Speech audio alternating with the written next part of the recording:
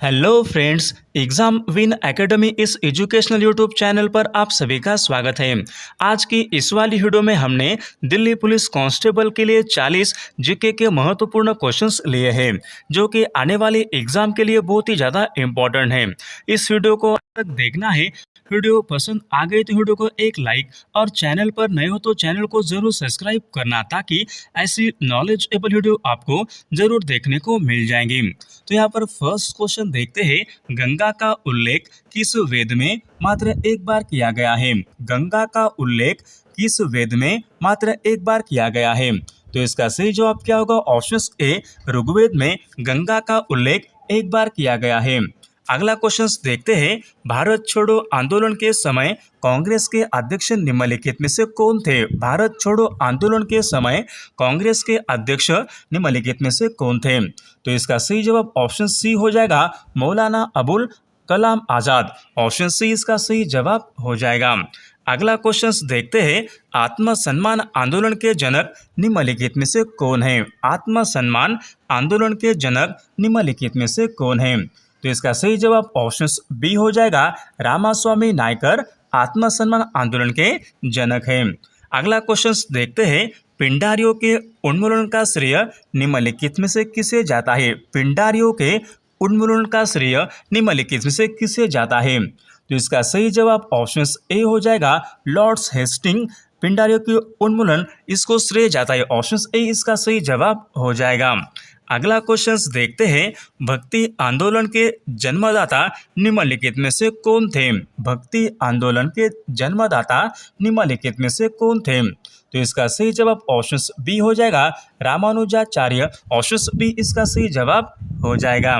अगला क्वेश्चन देखते हैं, भारत की सीमा सबसे ज़्यादा किस देश में लगी है? देखो, महत्वपूर्ण प्रश्न है, भारत की सीमा सबसे ज़्यादा किस देश में लगी है? तो इसका सही जवाब ऑप्शन डी हो जाएगा, बांग्लादेश को सर्वाधिक सीमा लगी है। ऑप्शन डी इसका सही जवाब हो जाएगा।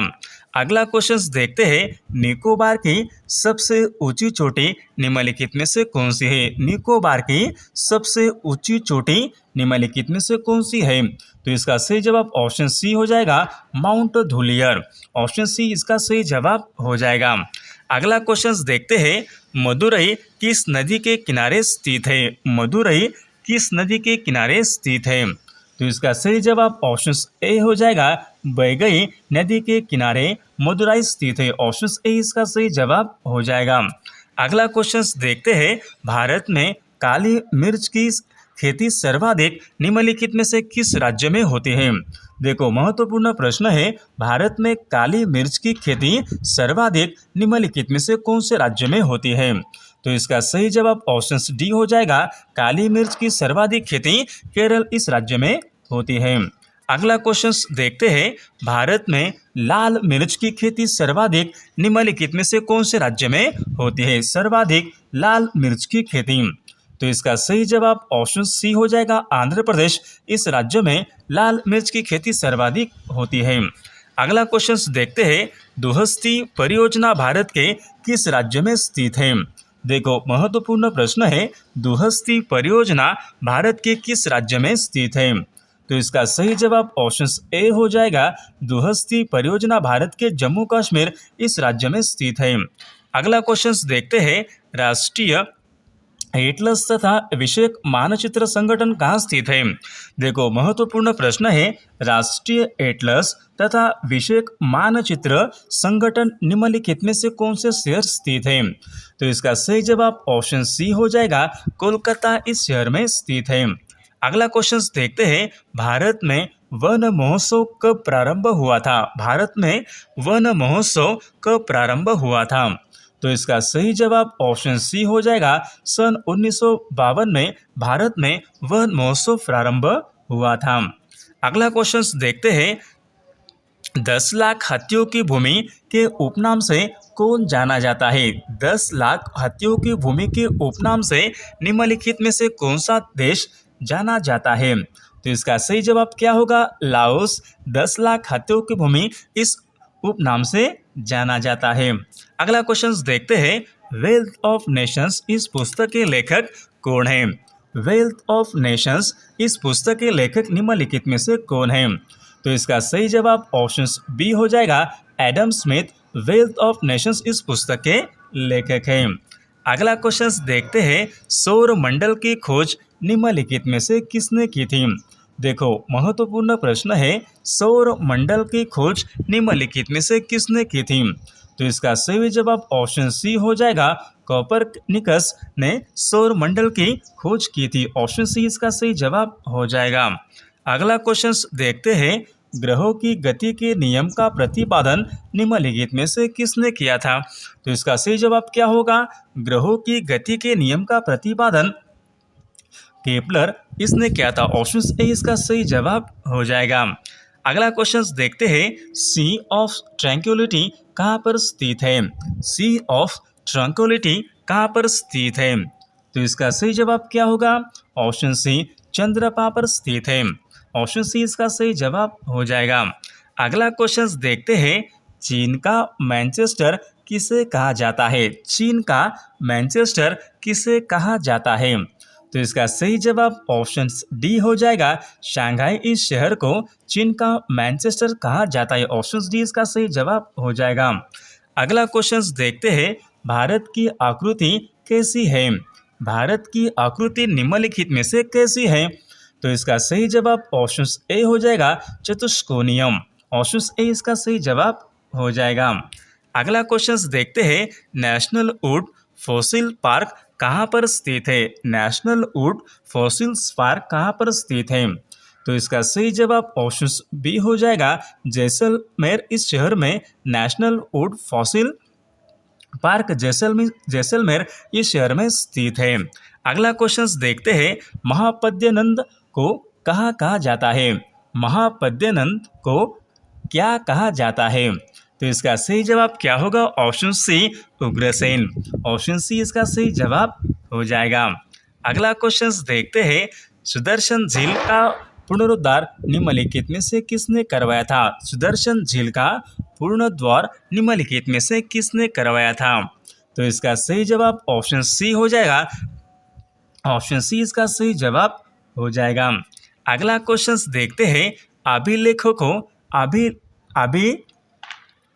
का अध्ययन का उसे क्या कहलाता है? तो इसका सही जवाब क्या होगा? अभिलेखों का अध्ययन इसे क्या कहलाता है? तो इसका सही जवाब ऑप्शन ए हो जाएगा, एपिग्राफी। ऑप्शन ए इसका सही जवाब हो जाएगा। अगला क्वेश्चन देखते हैं, विश्व का पहला विद्यालय तक्षशिला में कब स्थापित हुआ था? विश्व का पहला विद्यालय तक्षशिला में कब स्थापित हुआ था? तो इसका सही जवाब ऑप्शन बी होगा, 700 ईस्वी सन पूर्व। ऑप्शन बी इसका सही जवाब हो जाएगा। अगला क्वेश्चन देखते हैं, इंडिया गेट के मध्य अमर जवान ज्योति कब से जल रहा है? इंडिया गेट के मध्य अमर जवान ज्योति कब से जल रहा है? तो इसका सही जवाब ऑप्शन सी हो जाएगा, 1971 से अमर ज्योति जवान जल रहा है। ऑप्शन सी इसका सही जवाब हो जाएगा। अगला क्वेश्चन देखते हैं, भारत का प्रथम समाचार पत्र का प्रकाशन कब हुआ था?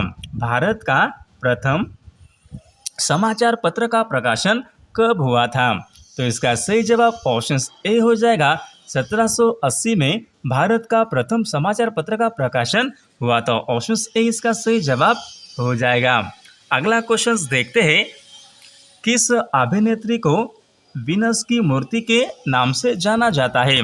देखो महत्वपूर्ण प्रश्न है, निम्नलिखित में से किस अभिनेत्री को वीनस की मूर्ति के नाम से जाना जाता है? तो इसका सही जवाब ऑप्शन सी हो जाएगा, मधुबाला। अगला क्वेश्चन देखते हैं, भारत तथा चीन के बीच पंचशील समझौता पर हस्ताक्षर कब हुए थे? भारत तथा चीन के बीच पंचशील समझौता पर हस्ताक्षर कब हुआ?